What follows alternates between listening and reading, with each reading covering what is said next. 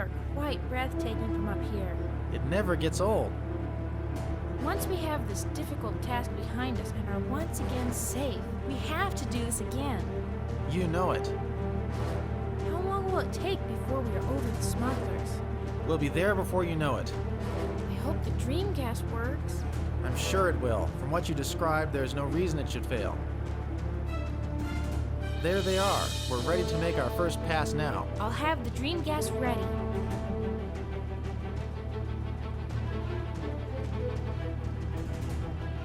Better get your window open. It's time.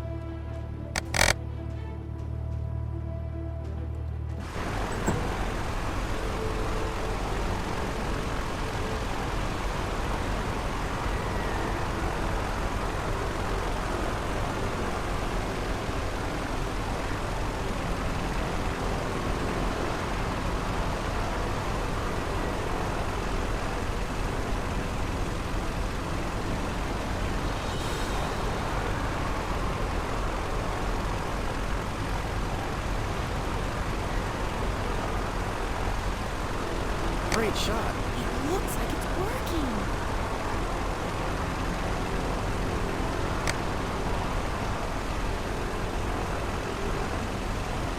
Great aim, Jane. We're coming around for another pass now. This is nerve-wracking. Ready.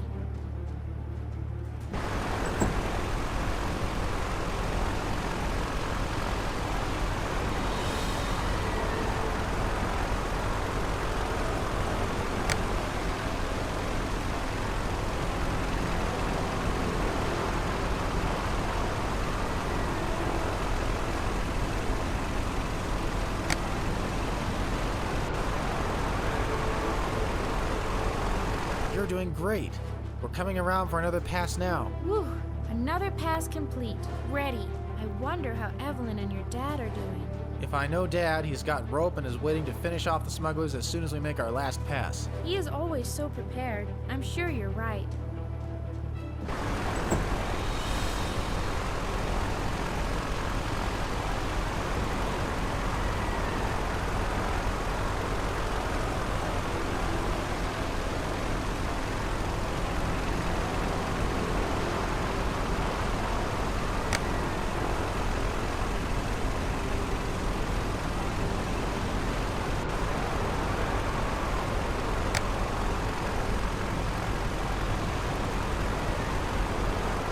We're coming around for another pass now. Ready.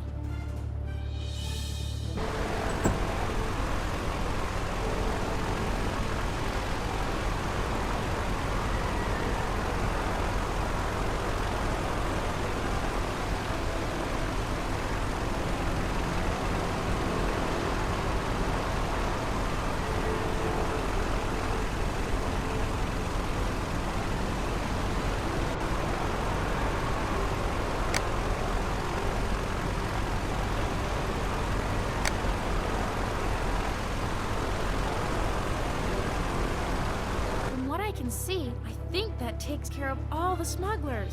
It looks that way to me too. All that's left is for Dad and Evelyn to tie them up. Right you are. Let's hope the smugglers don't smell too bad. Good point. They should have plenty of time to air out on the beach before they come to. Let's go land so we can get over there and help out, just in case we're needed. On our way.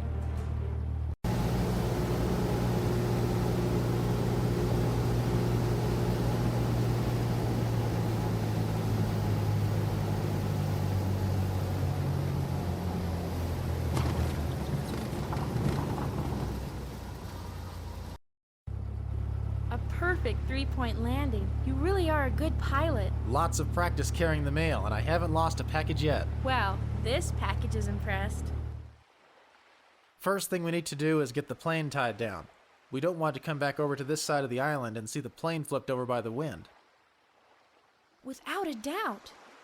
There's tie-down anchors right behind your seat. If you'll grab one and take care of this wing, I'll take care of the other one.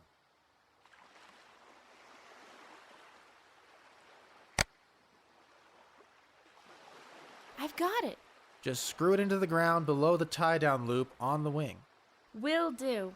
Then take a piece of rope and tie the wing to the anchor using bowline knots. I definitely know how to tie a bowline.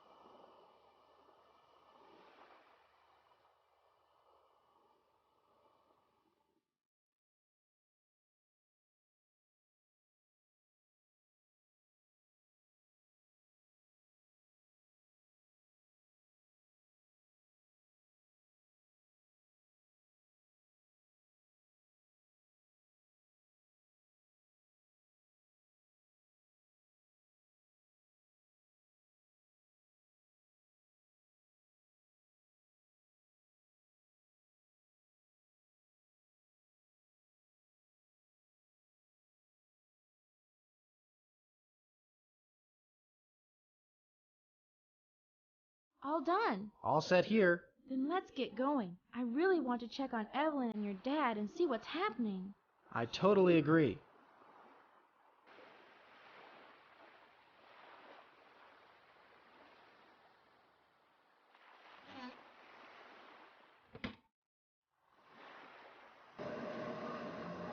Ready? Ready when you are.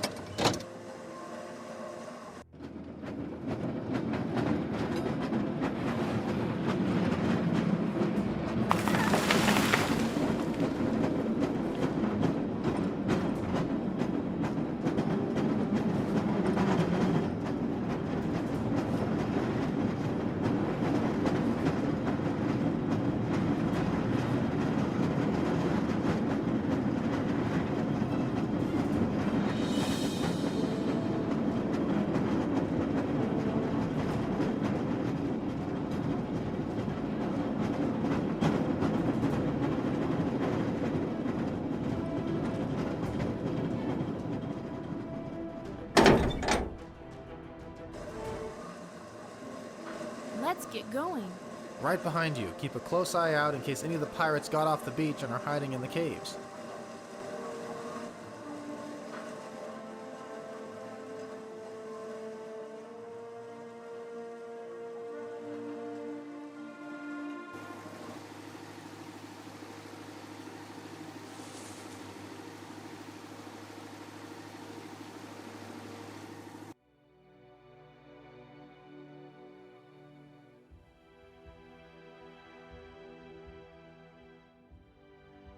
No problems yet.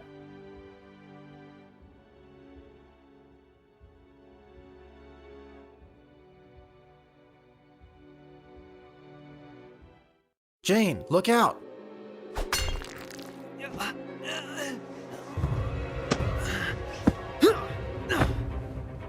Look out! Ron! Duck!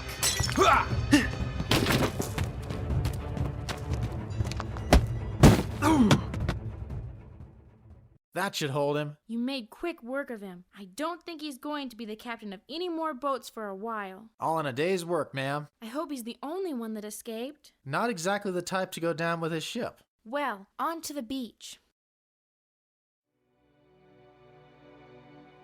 I wonder who that man is there with your dad. From the uniform he's wearing, I'd say he's with the Navy. Let's find out.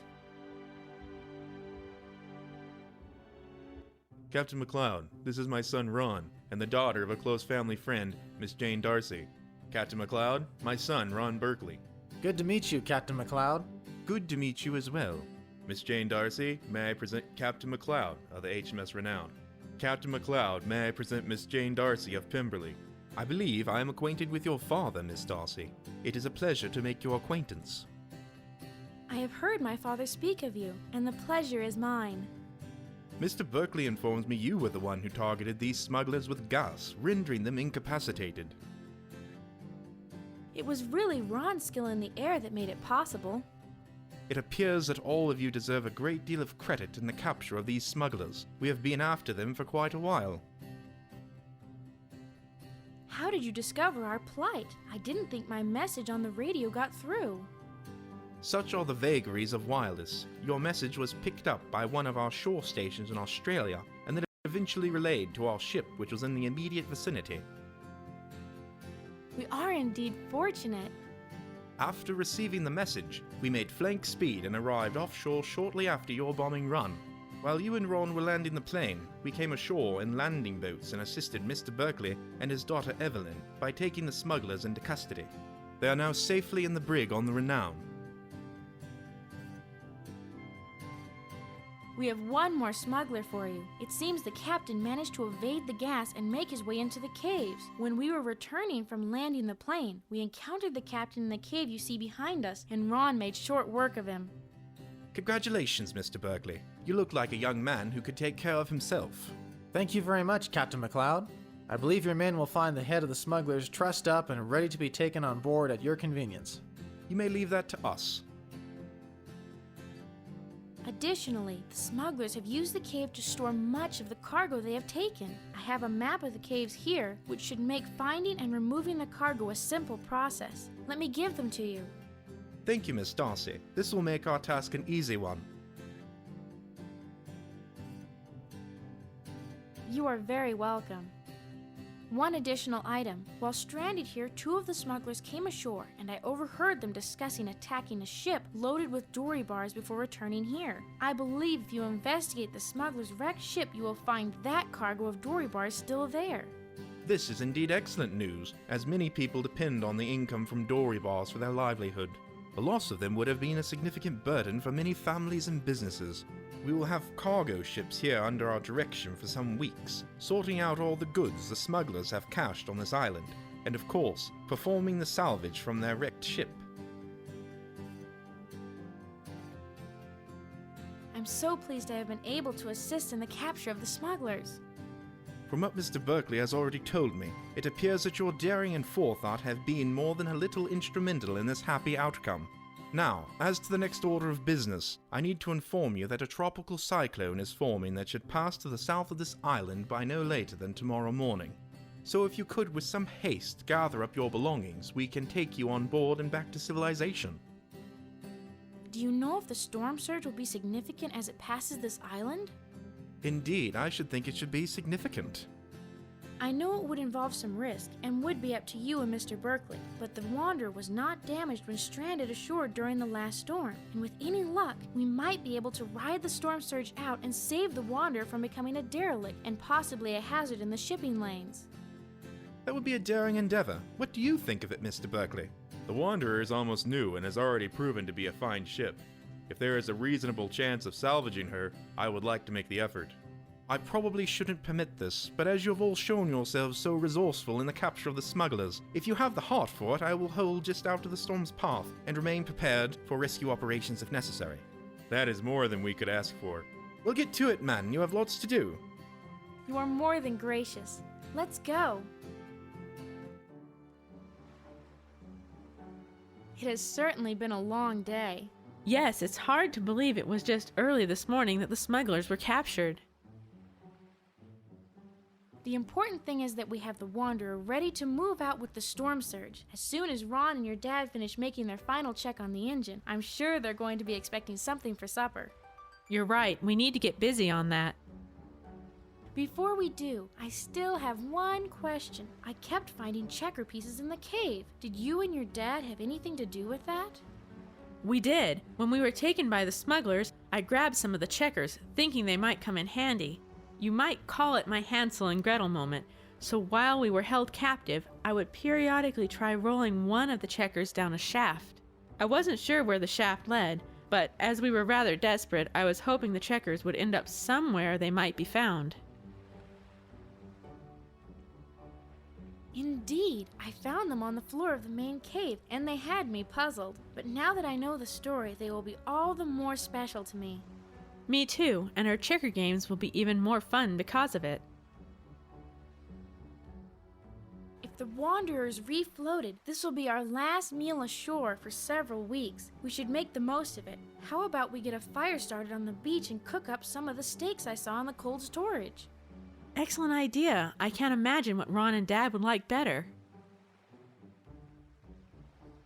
Let's get busy collecting things and make this a meal we can remember. Jane and Evelyn, that was fabulous. You can cook for me anytime. You're just saying that because you've been stranded on an island for 3 weeks and have had to eat your own cooking. Not at all. I agree with Ron. You two have prepared a variable feast for us with only what was available in our ship's stores. You are just flattering us so that we will keep feeding you for the rest of the trip. There may be some truth to that, but this was a meal to remember. I know you can't be hungry, Dad, so why are you roasting hot dogs? I was thinking about our next few weeks and thought it would be great if we had some hot dogs cooked over the fire that you could warm up and we could remember this wonderful evening. You're such a sentimentalist, Dad.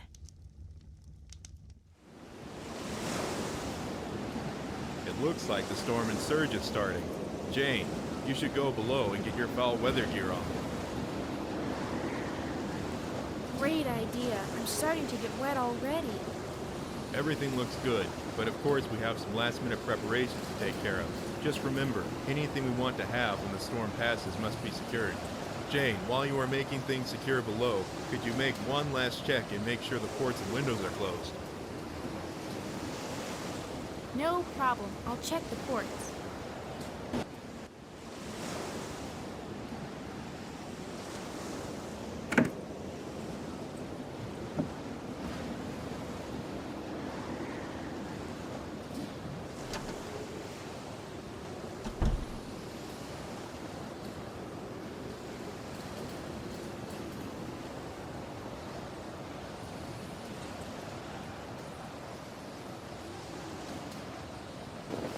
Somehow this all seems so familiar. Well, time to get back on deck.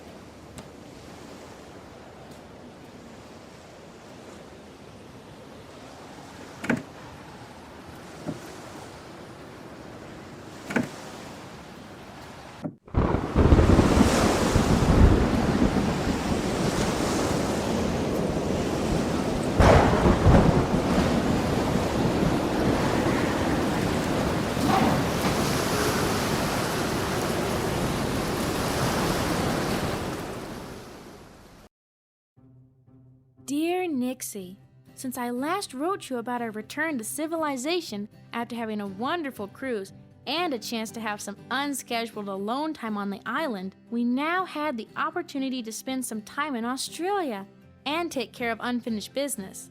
One of the first things we did was visit the Gold Coast Sanctuary and reinstate Yakapoo to his normal status of star. It turns out Yakapoo was part of a group of animals that were going on a tour to raise awareness for the importance of sanctuaries.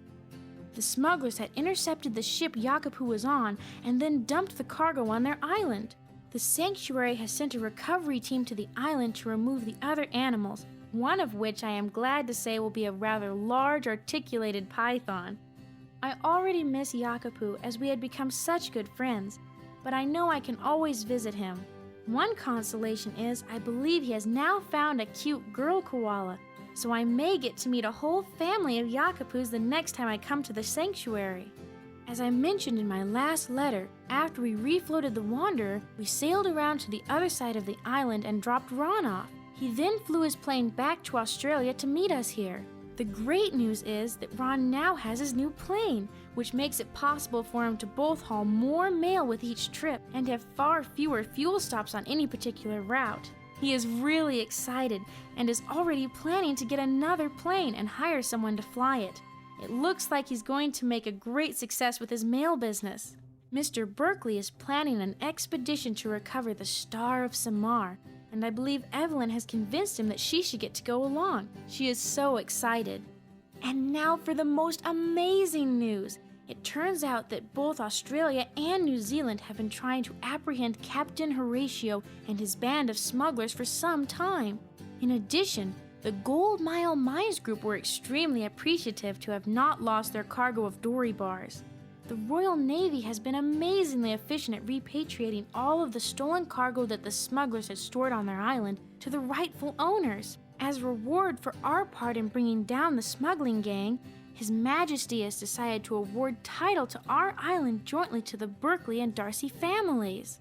So our next task is to decide on a name for our island so that it can be properly labeled on all the maritime charts. We have to plan on a time when you and Rag can come and we can have a special vacation there. I would so love showing you both around.